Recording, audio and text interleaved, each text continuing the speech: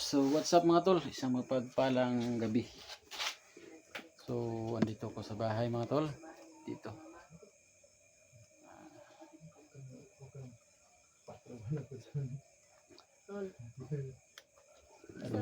Okay lang, okay lang. Salamat sa pangusta. So andito mga tol.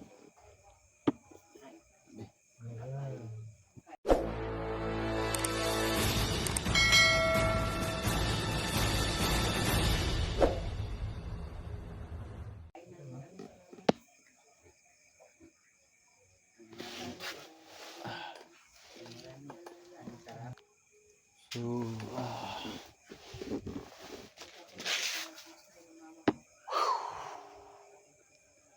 hindi po yun nawala ng yung pagod sa katawan natin mga tol, na ilang araw tayong ilang gabing walang tulog mga tol. Pero at least mga tol, nakapag-relax na tayo ng konti. Sakit yung katawan natin mga tol.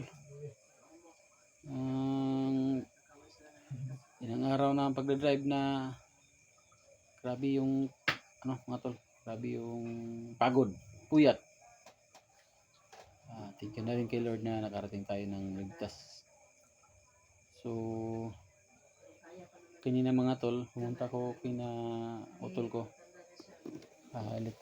siya ni Genie Adventure, yun andun sa yung mama ko mga tol.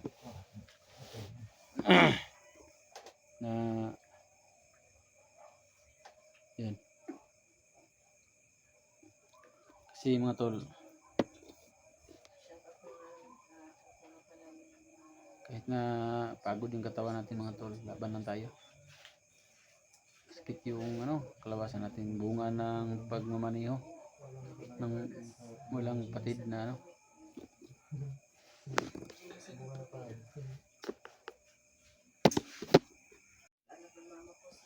So ito na mga tol, tuloy tayo mga tol.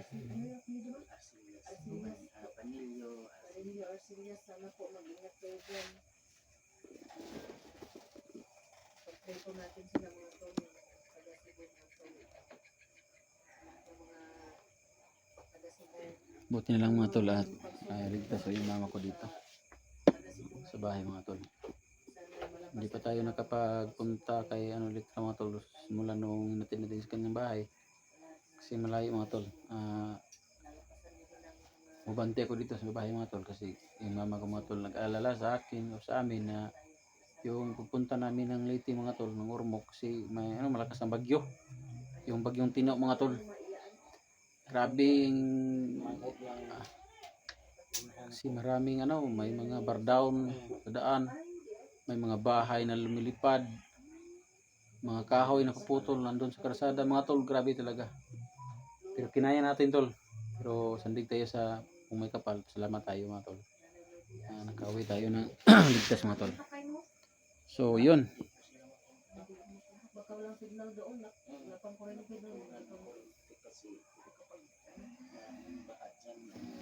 masid muna tayo sa labas mga tol kasi mahirap na maunahan tayo.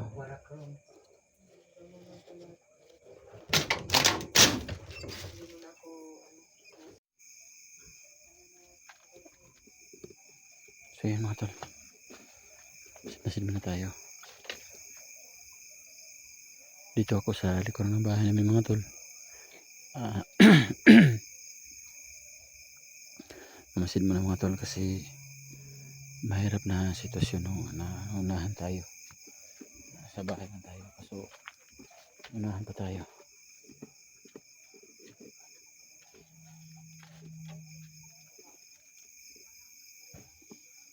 Pero mukhang mga tol, safety naman, kaya tuloy tayo. So yung kapatid ko mga tol, si Genie Adventure, andun sa loob kausap si mama. Kasi nag-alala sila mga tol, may ka-relatives kami doon sa Cebu ba. Hindi na daw makontak. Talagang hindi makontak mga tol kasi walang kuryente doon. Talaga yung buhay mga tol, hindi pa namin makontak. Sige lang mga tol, laban lang tayo.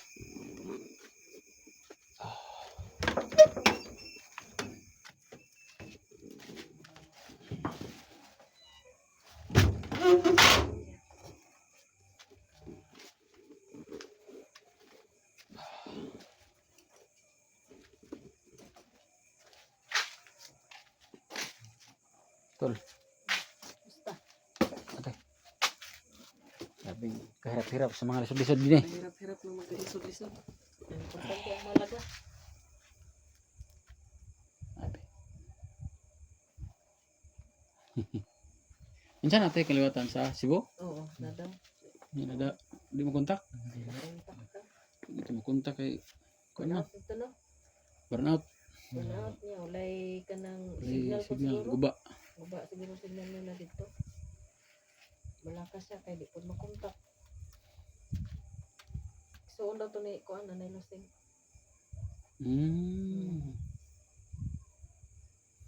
Since na nga pala kayo sa kalat mga tuloy. Ito pala yung basta ano. Hindi talaga. May nga Hindi na maraming masyado kalat. ano. Hindi na, huwag natin pansinin yung kalat. Importante ano. Malusog tayo. Malusog. Huwag natin pansinin Maraming kung ano. ano. Importante malusog tayo.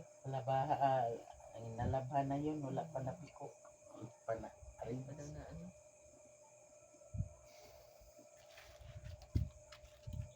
Hindi ka pa ano. Pabalik ng bundok. Relax na muna siguro tayo. Kasi Pag ano, pag hindi naman tayo ginagambala ni Commander Angel. oo nga. No?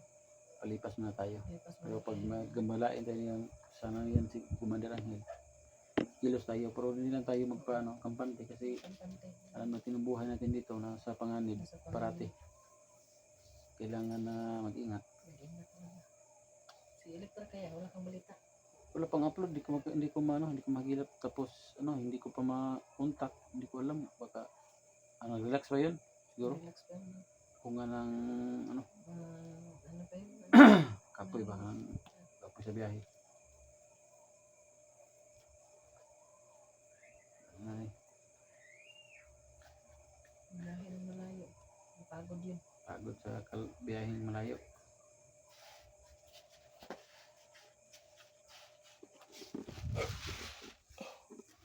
Kung nga hindi pa nga totally recover yung katawan ko pag nakaupo ako inaantok ako bunga ng walang Walang tulog sa biyahe. tulog sa biyahe ba. Kasi pagpunta namin doon, galing kami dito mga alas 3 ng hapon ba yun? Tapos nakarating kami doon sa may yun, yung Pantalan. Mga alas 2 na yata yun. Alas 2 ng Madaling araw. madaling araw. Kadlaw. Oo. Tapos pagdating namin doon, relax kami. Lukat ko ng ticket. Tapos nag-relax. Kasi sabi ng crew sa barko, kundi mga alas 3 daw ang biyahe, alas 6. Ganyan ang sabi. So, relax ng kaunti. Tapos, may lumapit sa akin ba, isang tao. Sabi niya, Dul, ganito Dul ba, yung nilukat kong ticket, yung sinabi ko sa loob, para liluan ako.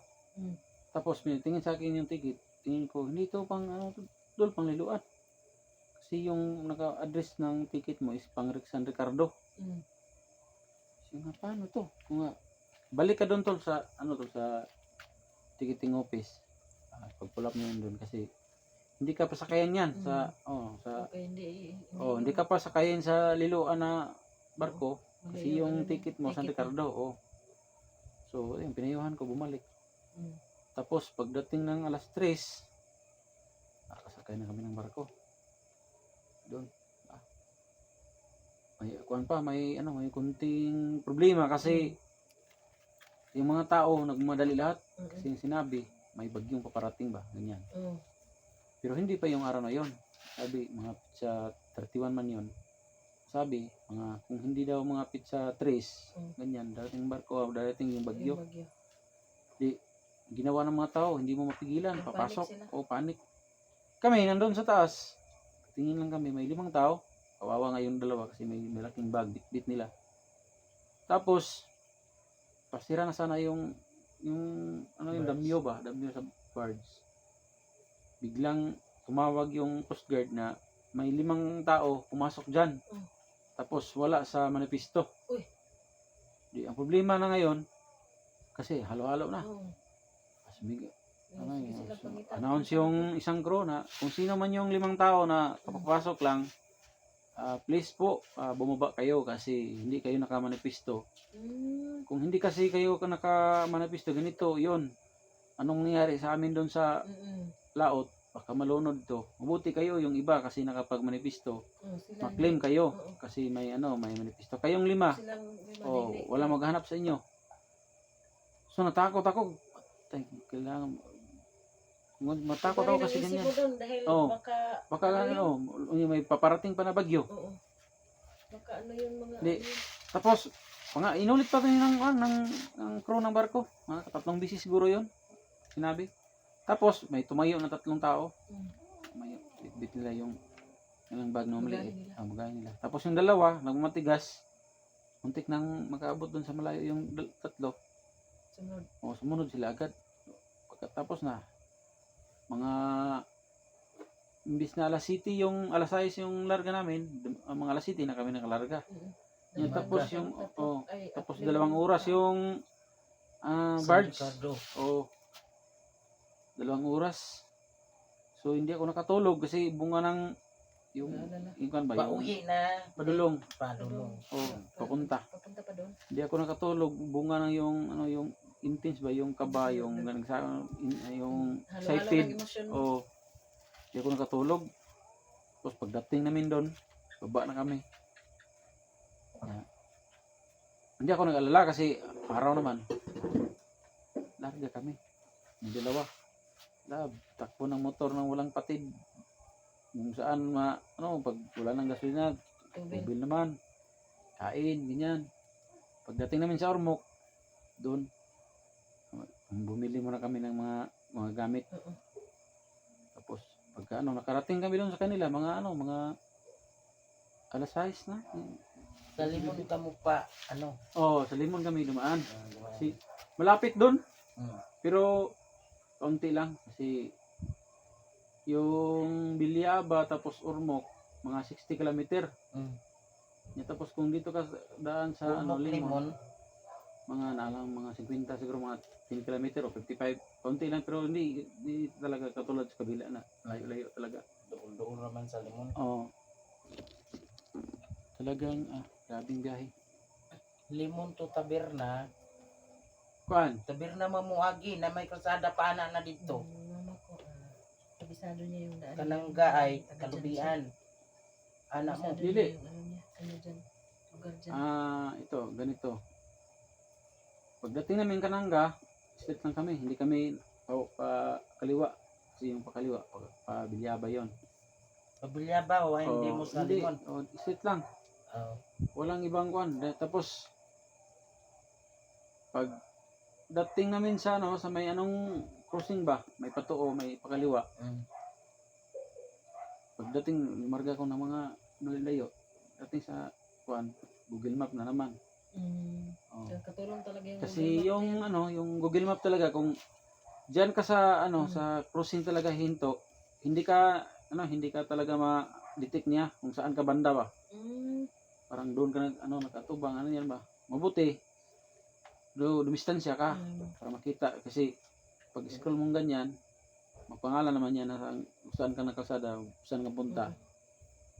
Kung diyan ka mag Google Map sa sa crossing talaga mahirap kasi hindi makita. Mabuti yung sa malayo konti. Tulong talaga yung Google Map. So katulad ngayon na yung panahon natin na social media na tapos ganyan. Talagang yung cellphone natin tulong talaga. Di katulad ng unang panahon na siguro magtanong-tanong ka lang. Tanong lang. Yung iba hindi pa nagsasabi ng totoo. Oo. Ngayon talaga pag may may social media talagang kahit na unang punta mo lang, malaman mo kung nasa tamang daan ka. Oo.